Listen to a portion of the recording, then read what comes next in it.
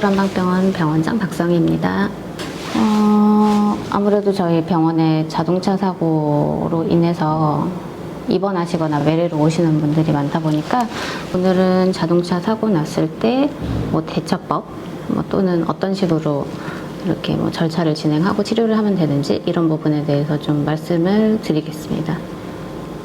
자동차 사고가 나면 일단은 좀 많이 당황스럽죠. 그래서 저희도 예전에 저희 가족 남편이 한번 사고가 난 적이 있었는데 아무리 자동차 사고로 인해서 사고 난 환자분들 많이 보고 했지만 막상 또 본인이 사고가 났을 땐 되게 당황스러웠다고 이야기를 하더라고요. 순간 머리가 되게 하얘졌다 이런 이야기를 하던데 사고가 났을 때 일단은 사고 현장에서 내가 내 몸을 움직일 수 있는 거동 가능한 적어도 이제 굴절이나 이런 아주 큰 사고가 아니라고 한다면 사고 현장에서 먼저 사고 현장에 대해서 뭐 사진 찍고 서로 연락처 교환하고 서로 보험사 연락하고 이런 과정들을 거쳐야겠죠.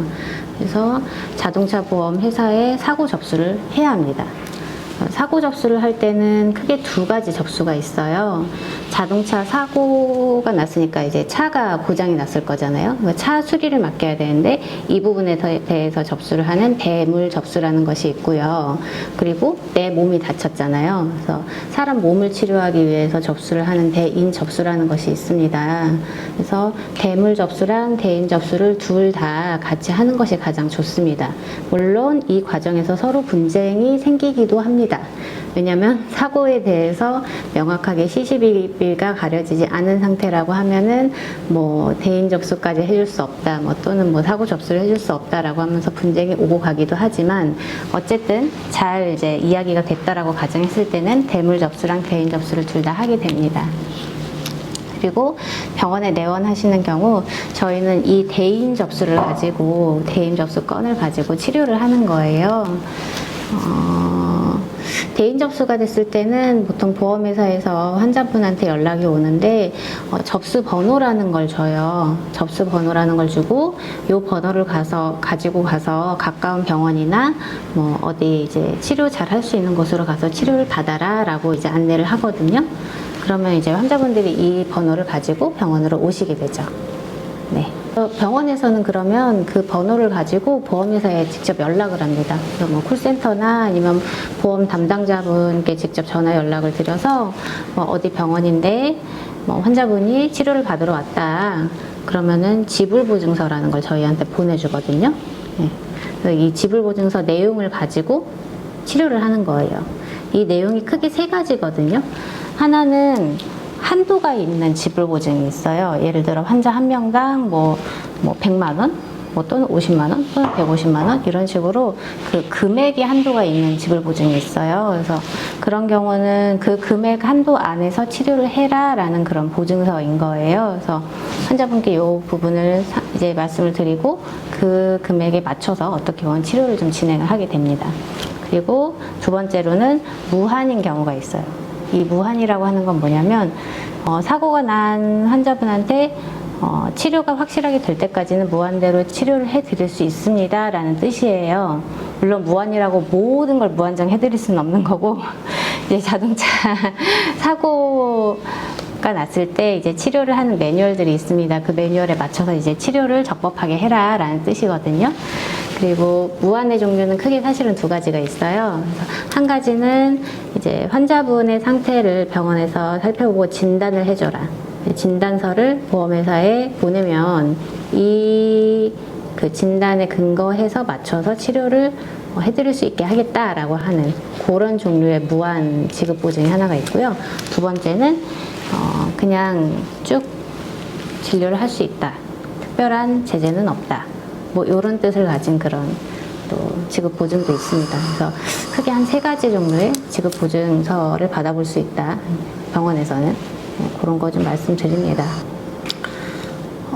입원을 하러 오시는 분들은 주로 병원에 일단 문의 전화를 먼저 하세요. 내가 이러이러하게 사고가 났는데 입원이 가능하냐?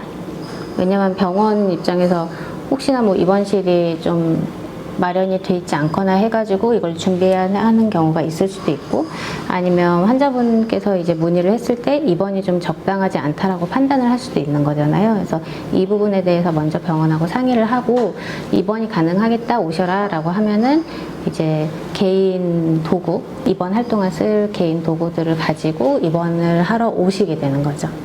네, 오시게 되고 오면은 이제 사고 접수 번호 주시고 뭐 상담하고 이렇게 진행을 하게 됩니다.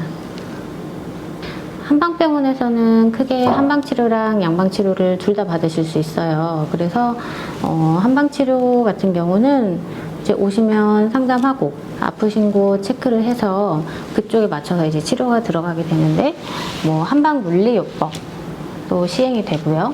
그리고 뭐 이제 한의사가 직접 시행하는 부항치료라든지 뜸치료라든지 침치료라든지 추나치료 이런 것들 진행을 하게 됩니다.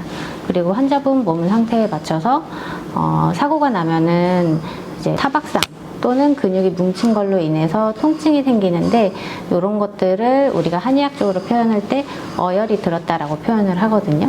그래서 이 어혈을 풀어주는 한약 처방을 하게 됩니다.